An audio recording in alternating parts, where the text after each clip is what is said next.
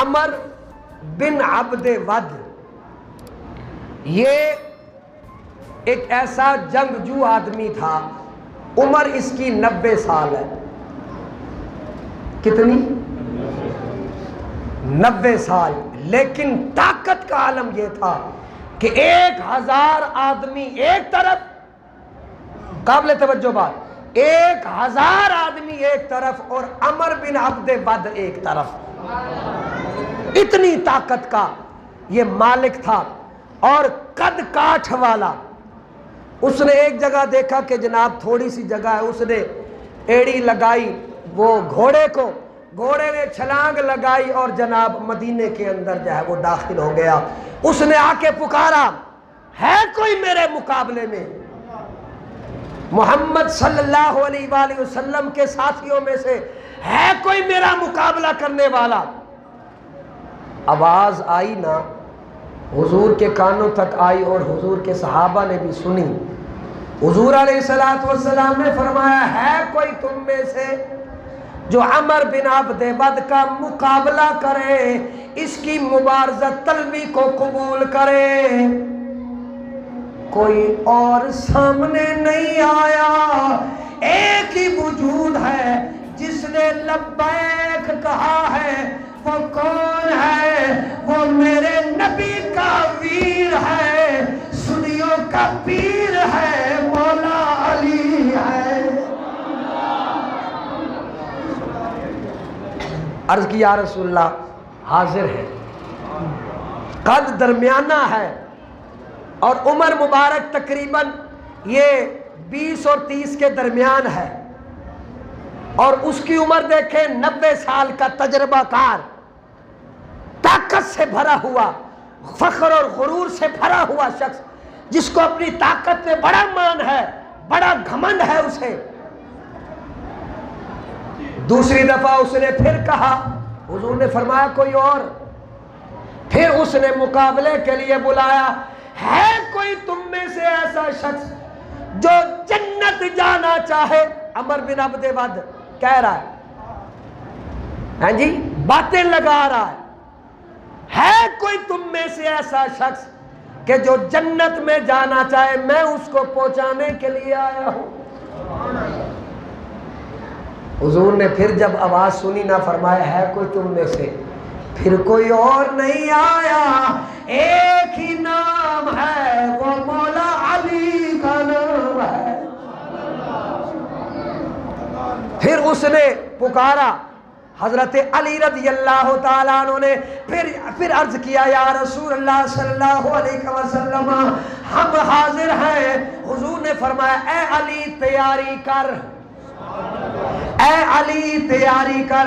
میرے نبی نے ہاتھ اٹھائے، یا اللہ، پہلے جتنے بھی نقصان ہوئے محمد نے برداشت کیے، لیکن علی کی جدائی برداشت نہیں ہوتی. میرے نبی نے دعا مانگی، اور نبی دعا مانگے اور رب قبول نہ کرے. ادھر نبی نے دعا مانگی، نہ صرف دعا مانگی، بڑے اختصار کے ساتھ عرض کر رہا ہوں، میرے نبی نے اپنی دستار عطا فرمائی. دستار نبی کی، سر علی کا. نبی نے علی سے ان کی تلوار لی، فرمایا آج اپنی تلوار سے نہیں لڑے گا، بلکہ ذوالفقار نبی والی تلوار، لڑنے والا حیدر کرار. نبی نے ہاتھ اٹھائے، یا اللہ، علی علی علی، یا میرے نبی صلی اللہ علیہ وآلہ وسلم نے دعا مانگی. حضرات محترم، اس سائے میں، ان محبتوں کے سائے میں، ان شفقتوں کے سائے میں حضرت مولا علی رضی اللہ تعالیٰ عنہ جب مقابلے کے لیے گئے، فرمایا میں اپنے مد مقابل کو 3 سوال کرتا ہوں. دوسرے لفظوں میں یہ کہو کہ 3 چانس دیتا ہوں. آقا نا سبحان اللہ۔ فرمایا میرے 3 سوال تجھ سے یہ ہیں، پہلا سوال یہ ہے کہ کلمہ پڑھ کے مسلمان ہو جاؤ۔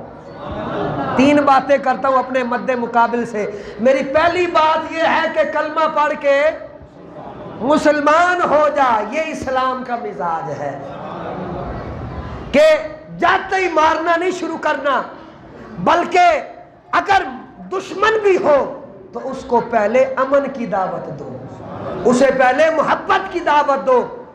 ضروری نہیں کہ ہر مسئلے کا حل لڑائی جھگڑا ہو، بلکہ مسئلوں کا حل، بہتر جو حل نکلتا ہے نا وہ محبت سے نکلتا ہے، اور یہی اسلام کا مزاج ہے۔ حضرت علی نے فرمایا پہلی بات میری یہ ہے کہ کلمہ پڑھ کے مسلمان ہو جا۔ اس نے کہا یہ تو ہو نہیں سکتا، تے فرمایا دوجی گل میری یہ جڑی میں اپنے مد مقابل نو آخنا وا، ہلے بھی چانس ہے ہی پج جا،